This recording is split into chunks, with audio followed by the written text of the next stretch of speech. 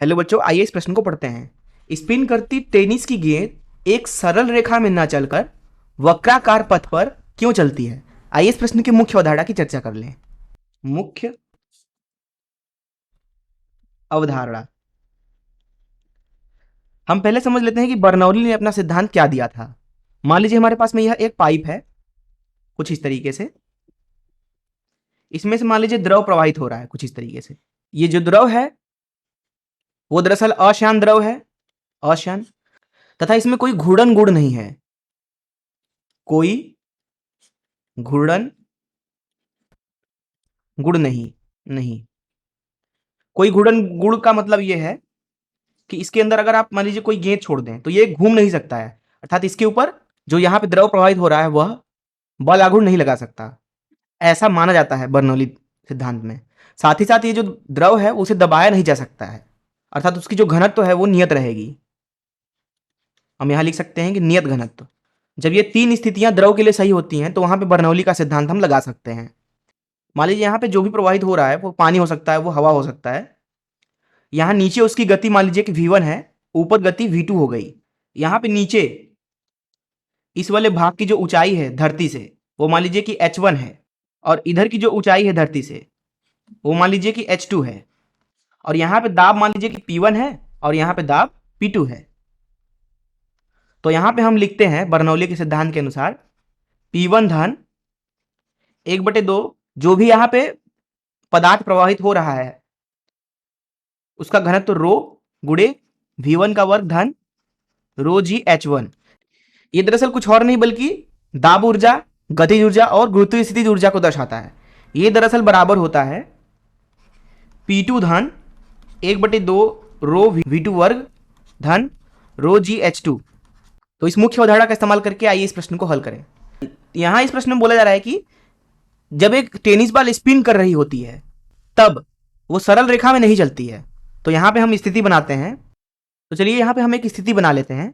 ये मान लेते हैं कि हमारा टेनिस बॉल है, ठीक है, और एक और टेनिस बॉल ले लेते हैं। मान लीजिए कि हवा कुछ इस तरीके से प्रवाहित हो रही है, ठीक है।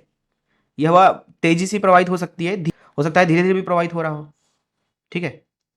तो ये हमने हवा बना लिया। अब मान लीजिए जो टेनिस का बॉल है वो कुछ इस तरीके से इस पहली स्थिति में घूम रहा है, और यहां पे मान लीजिए कुछ इस तरीके से घूम रहा है। टेनिस का बॉल घूम रहा है मतलब स्पिन कर रहा है, और मान लीजिए कि घूमते हुए हवा की ही दिशा में जा रहा है आगे की तरफ। अब क्योंकि जो टेनिस का बॉल है वो हवा में उड़ता हुआ आगे जा रहा है घूमते हुए, तो जो उसके सतह है वो दरअसल हवा से टकराएगी। अब अगर यहाँ पे हम बात करें ये ऊपर वाली सतह, तो वो इस दिशा में गति कर रही है, और नीचे वाली सतह कुछ इस दिशा में गति कर रही है। ये हमने बनाया टेनिस बॉल की सतह की जो गति होगी। वहीं यहाँ पे अगर बात करें तो यहाँ पे टेनिस बॉल की जो सतह है वो ऊपर वाली सतह कुछ इस तरीके से गति कर रही है, और ये नीचे वाली सतह कुछ इस तरीके से गति कर रही है।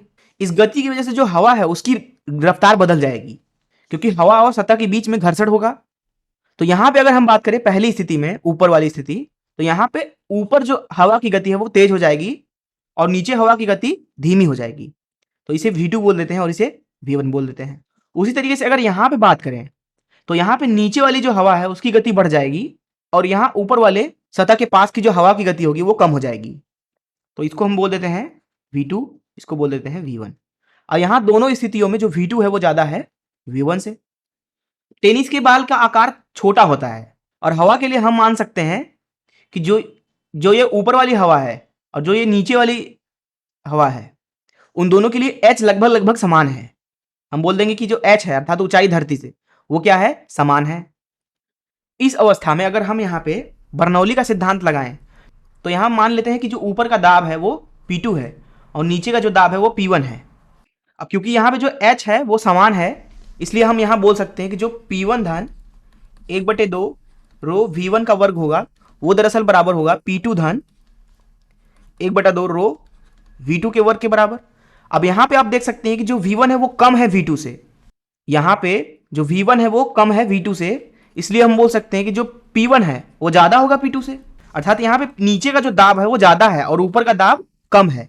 तो नीचे वाला जो दाब है वो ज्यादा है, ऊपर वाला दाब कम है। इसकी वजह से जो टेनिस का बॉल होता है वो दरअसल इसके ऊपर जो बल है वो दरअसल शून्य नहीं है।